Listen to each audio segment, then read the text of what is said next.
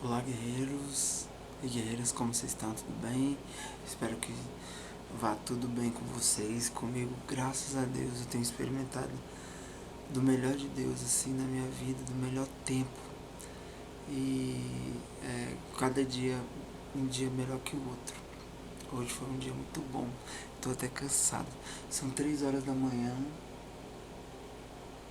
São 3 horas e 33 minutos da manhã do dia 5/10 do meu mês de outubro de 2020. Eu tô gravando a segunda parte do vídeo que eu gravei, que eu comecei, mas não terminei, que tem por título O Espírito de Engano. Aquele vídeo, para quem chegou agora, é bom assistir ele porque você entende.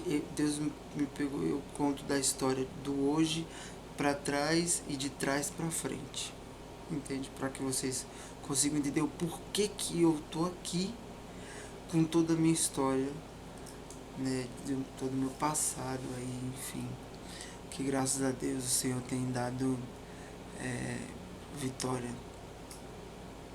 né, nesses últimos dias, que eu acredito muito que a misericórdia do Senhor é imensa e maravilhosa, e é por isso e por ela que eu tô aqui. Enfim, se você não assistiu o vídeo, vá lá, dá uma pausa nesse vídeo aqui, vá lá assistir o vídeo lá. Ele tem 20 minutos, é um testemunho, eu estou contando meu testemunho de vida e as minhas experiências com o Senhor e também sem Ele, para que vocês entendam tudo o que se passa sobre a minha cabeça. Esse canal ele começou com um desejo mesmo, eu já tinha um desejo muito grande de fazer um canal, só que eu não sabia ainda como e com que eu ia, né, alimentar esse canal. E com algumas oportunidades eu comecei a gravar esses vídeos com, com a necessidade de deixar registrado alguns sonhos. E os sonhos foram levando, foi acontecendo e me trouxe até aqui. Então assim, vai ser interessante você ver todos os vídeos para trás, deixando lógico, né, deixando para quem interessar. Hoje eu tô falando isso, mas anteriormente eu não falava porque eu nem sabia o que era que estava acontecendo, não entendi muito bem. Mas o Senhor colocou no meu coração, é um canal. Eu tô fazendo esse registro aqui para que eu tenha a oportunidade de ir lá na frente, olhar para trás e ver tudo o que aconteceu, né, registrado. E se o relato da minha vida conseguir alcançar alguém de alguma forma, né, abençoar a vida de alguém, elucidar a história, a minha história, elucidar a história de alguém que esteja passando pela mesma coisa, ou que pode vir a passar e Deus cortar o laço ali, melhor ainda. Mas se não, vai ficar como uma história, né, a minha história de vida, que eu acho maravilhoso, eu acho maravilhoso. Porque a experiência, cada um tem uma experiência, mas ninguém quer cair no erro. Então, para que você não caia no erro, preste atenção na minha história e veja os vídeos anteriores, deixando um like. É o meu despertador, gente. Que não é um despertador, é um rádio. Enfim. Ele desperta 4h23 da manhã. Não são 4h23, são 3h37. Mas eu conto a história desse rádio depois, porque eu tenho que dormir, porque amanhã eu tenho aula de manhã. E eu quero muito gravar esse vídeo. Quero muito contar pra vocês assim um pouco mais da minha história. A história do vídeo anterior terminou com eu com 13, entre 11 e 13 anos. Onde eu descobri, eu tive a oportunidade, meu primeiro contato com droga, né? E graças a Deus eu não me aprofundei. Eu fumei maconha durante muitos anos, tive alguns contato com algumas outras drogas, mas eu tinha muito medo de droga ilícita, de droga sintética, porque eu tinha medo de ir e não voltar, aquela coisa toda. Eu não sei, eu ficava só na maconha. Não estou desmerecendo ou vangloriando nenhum tipo de droga, é porque ela, dentro do que a gente vê hoje em dia, ela ainda não, ela passou a ser uma das mais tranquilas. Mas isso não tira o poder destrutivo que a droga tem. A maconha, ela é uma porta espiritual que se abre, sim, e foi uma das que eu abri, e para mim fechar foi uma dificuldade. Uma dificuldade por causa do tempo, porque eu passei 20 e tantos anos fumando maconha. Eu comecei a fumar maconha com 14 anos, eu vim parar de fumar maconha com 38 anos. Hoje eu tenho 40, vou fazer 40 esse mês de outubro, graças a Deus. E foi uma porta espiritual onde muita coisa aconteceu. A porta espiritual da droga, ela trouxe a questão do alcoolismo, que já era uma coisa que é latente, mas não era... como é que eu falo? Não era uma coisa tão pesada. O que aconteceu? Para que vocês entendam. Quando eu determinei na minha vida que eu tinha que parar de fumar maconha, que eu ia parar de fumar maconha. Por N fatores, eu tinha um relacionamento que era extremamente chato e acabei aproveitando essa questão do relacionamento que era... Encheu meu saco e falei, pô, eu vou parar de fumar. E Deus acabou abençoando e eu parei de fumar. Só que eu substituí, porque um abismo chama o outro. Eu substituí a necessidade que eu tinha de estar no mundo de Nárnia por essa oportunidade, né, do álcool que era lícito, que era uma coisa que estava na mão, e eu entrei num buraco sem fim. Enfim, tem que pegar o primeiro vídeo para poder ver o de trás para frente, o de frente para trás e o de trás para frente. Isso foi uma porta espiritual que eu abri, né? Eu comecei a beber muito. E eu bebia forte desde muito novo. Só que era uma coisa mais espaçada, era uma coisa assim, de mês em mês, com 14, 15 anos, né? Sempre tinha um evento, a gente inventava eventos assim. Não era inventava, mas tinha um aniversário de não sei quem, casa de não sei de onde, vamos pra boate, vamos pra não sei pra onde. Pra isso, aquilo. Sempre tinha uma desculpa de ficar embriagado. Não sei como é que eu conseguia passar pela minha mãe, mas enfim. Na verdade não conseguia, chegava em casa bebão, ia dormir. Isso, mas era 14 anos, gente. 14, 15 anos eu tava na boate já. Sabe? E descobri à noite, e enfim. Com 17 anos eu tive o meu primeiro contato homossexual. Na verdade, eu tive esse contato homossexual antes, mas era uma coisa infantil, que ficou guardado durante muito tempo. E com 17 anos eu tive meu primeiro beijo com um coroão. Um coroa. Não é coroa, mas ele é coroa. Que até hoje eu conheço, enfim. É um amigo, tem aquela amizade toda, mas ele é uma pessoa que se tornou um amigo, né? Que, enfim, a culpa nem era dele. Não existe culpa, existe a minha história, não existe nada, né? E foi com ele que eu tive meu primeiro beijo na boca, eu não tinha beijado na boca. E isso foi uma porta espiritual muito forte e aberta. Né? E eu tô contando essas histórias todas, primeiro para registrar a minha história, que se ela tem de valer, ela, né, que se propague, se não, continue sendo aqui só uma história mesmo, para eu olhar para trás e ver de onde isso me tirou, mas espero muito que tenha um resultado na vida de alguém. E por que eu tô falando isso? Porque essas oportunidades, porque uma coisa é você mentalizar o pecado, outra coisa é você deixar cair no coração.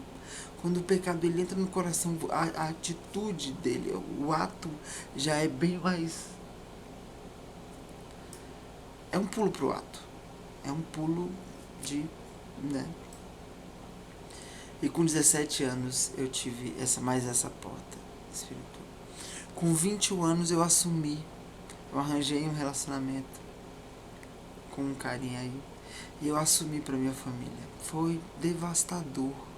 Devastador. Meu pai, todo mundo, na verdade foi assim, ó, foi uma bomba atômica que a explosão, ela no horizontal, foi devastador. Eu tive que segurar uma onda que eu não sabia que eu tinha força, que eu não tinha força, e eu não me claturando, uma coisa que pra minha cabeça, gente, eu vou explicar essa história mais pra frente, sobre a questão das vozes na cabeça da gente. O porquê do engano. Mais pra frente. Eu vou explicar como eu me senti enganado. Depois de tudo, não é me sentir enganado. Como eu fui enganado durante todos esses anos, desde os 5 anos de idade, aonde aconteceu aquela primeira porta espiritual, e todas essas outras que foram um abismo chamando o outro, um abismo chamando o outro, até o tempo atual. Dentro desse meio período sempre teve a igreja. A igreja sempre estava ali comigo, né? Assim, primeiro porque eu era de família cristã, meus avós eram cristãos, meus pais cristãos, os meus primos, todos eles conheciam o evangelho, e, enfim. Então eu sempre estava envolvido nessa visão, né? Envolvido nas conversas, nos testemunhos. Minha avó era uma senhora de oração muito forte. A casa da minha avó sempre cheia de pessoas buscando uma posição do Senhor através dela, pelo instrumento que ela era. Então isso foi uma coisa regada muito forte, assim, sabe? Como é que eu vou dizer? O cristianismo protestante que nós seguíamos, eu sigo até hoje, graças a Deus, seu Alves, foi muito marcado por causa dessa minha avó pai de pai. Os meus avós por pai de mãe era mais ainda, porque ele era pastor, né? Estava dentro de uma visão pastoral. Se ele era pastor exatamente, eu não posso dizer, porque eu era muito novo. Quando ele morreu, eu tinha 5 anos, 6 por aí. 5, acredito, 4 para 5 anos. 4 anos. Mas ele era uma pessoa muito ativa na igreja, muito respeitado. Fundador, no sentido assim, foi um dos fundadores, todos os meus avós foram um dos fundadores da igreja Assembleia de Deus, Madureira Sobradinho.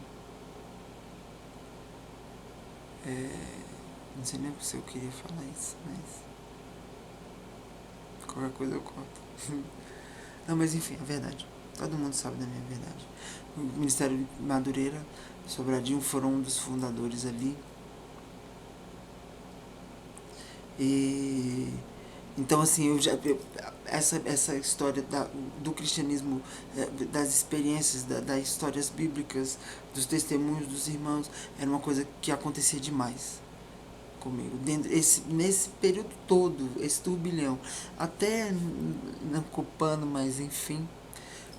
Os meus pais, vou dizer assim no sentido geral, eles eram muito oscilantes em matéria de igreja. Um dia estava dentro da igreja, outro dia estava fora da igreja, outro dia estava dentro da igreja, outro dia estava fora da igreja. Então essa questão de estar dentro da igreja e estar fora da igreja era uma coisa que a gente era levado, não tinha, né, ninguém tinha autonomia até uma certa fase, né, até meus 17 anos.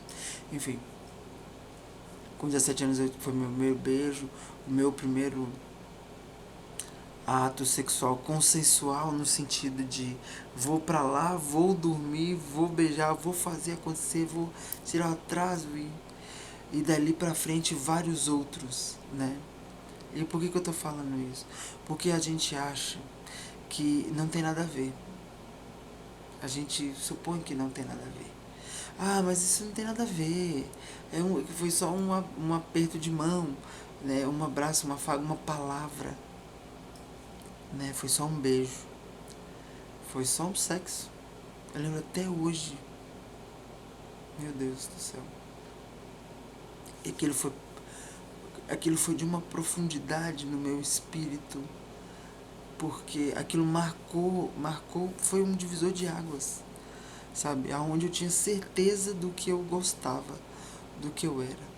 E é muito complicado você falar disso hoje, porque a mente da gente, ela se cauteriza quando no erro, no engano, e você começa a ser enganado, e aquele engano começa a passar a ser uma verdade. Porque a voz dentro de você, ela é muito audível, sonora, volumosa. Então eu não tinha, para mim era normal, era eu, era eu estava, entendeu? Até que eu vi a lucidez. Enfim, nesse período teve N coisas aconteceram, a questão do alcoolismo ele foi gradativamente piorando na minha vida. A questão da droga também foi consolidando aí teve, com 21 anos, o meu pai saiu de casa pra sempre assim, né? Ele abandonou a família. Ele abandonou literalmente, não teve o que falar, né? Não é diferente. E ali foi mais um baque, mais uma marca, mais uma mágoa, aonde mais uma porta reganhada que já tinha sido aberta lá atrás, né, entre aonde toda essa ciranda começou. E ela, mais uma vez, eu dormi, eu lembro que eu falava isso na época, eu dormi menino e acordei chefe de família, porque eu era o único homem da família, e na época eu era o único, se não me engano, que trabalhava. Acredito que eu era o único que trabalhava, acho que minha irmã mais velha também já tinha. Mas enfim, eu era um dos poucos que trabalhavam quando meu pai saiu de casa. Não, eu era o único que trabalhava. Foi uma situação horrorosa, assim. Enquanto meus amigos estavam comprando carro, comprando moto, comprando isso, aquilo outro, indo na faculdade, eu estava segurando uma barra que nem era minha. E eu fiquei muito macho nessa época.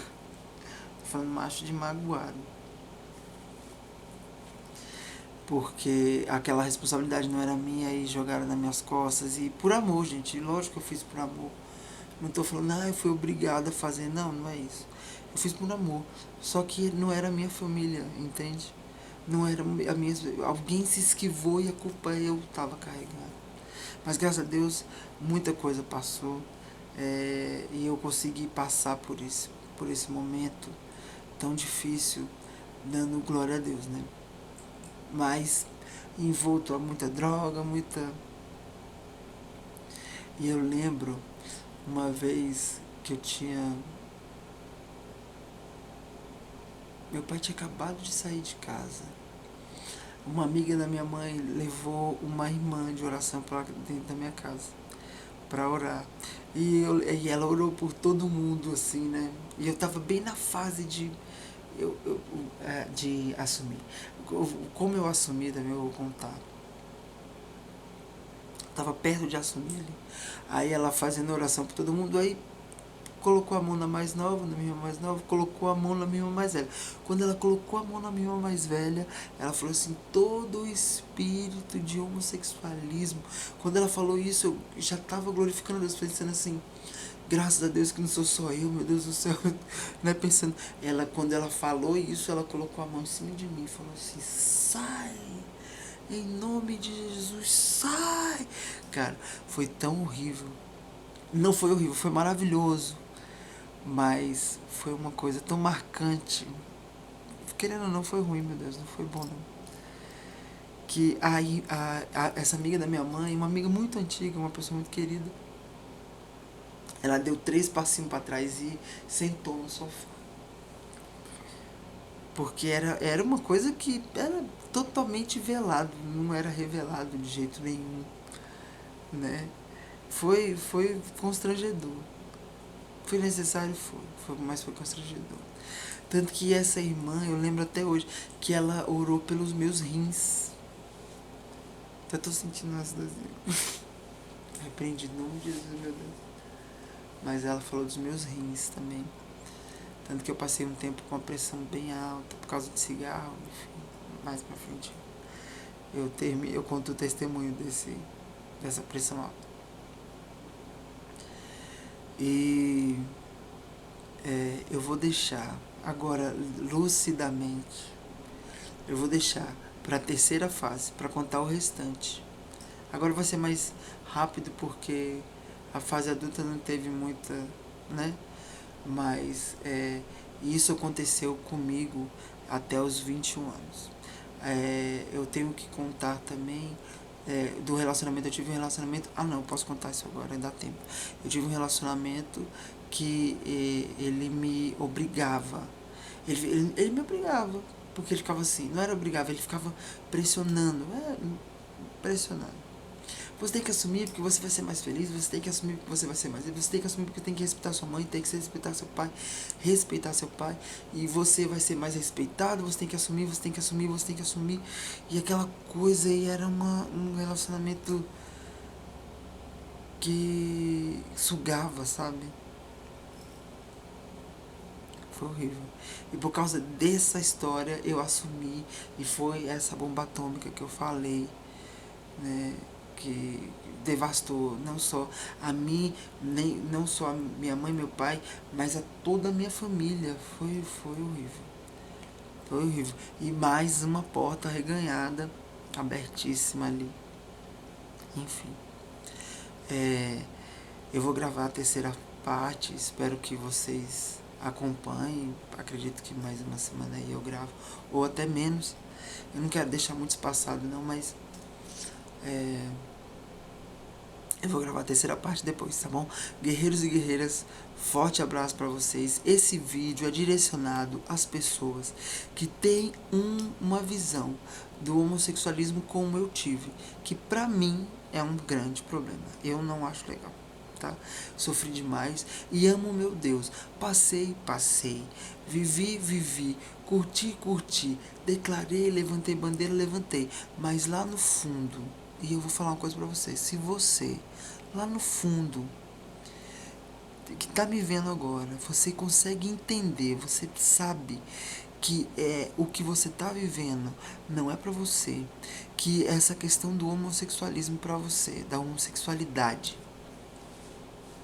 né, para não chocar ninguém, da homossexualidade é uma coisa que você tá vivendo, tem um certo desejo, mas lá no fundo tem uma vozinha falando não, escute esse vídeo, veja esse vídeo anterior que eu fiz, né, que se você chegou até agora é porque você viu esse vídeo que eu tô, e veja os próximos, porque ali vai desenrolar um monte de outras coisas que você vai entender o porquê que você tá passando por isso, e, e quais são as experiências que eu posso te dar de que é um engano.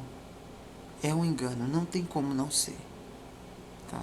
A filosofia vai falar, os idealistas vão falar, os que levantam bandeira, os donos de ONG, enfim. Só que não tem respaldo bíblico. O respaldo bíblico é sempre o contra. Ah, mas você vai para o Velho Testamento. Não. No Novo Testamento também diz. Tá? E não é só isso, não. Os idólatras, os sodomitas, os avarentos, os alcoólatras, os mentirosos, todos eles não irão herdar o reino de Deus. E eu vou falar uma coisa para você. Cuida. Cuida da tua alma. Porque quando chegar a morte ela responde um monte de questionamento que você tem hoje. E o grande problema desses questionamentos é não ter mais a oportunidade de voltar atrás. Então, fica de olho, pensa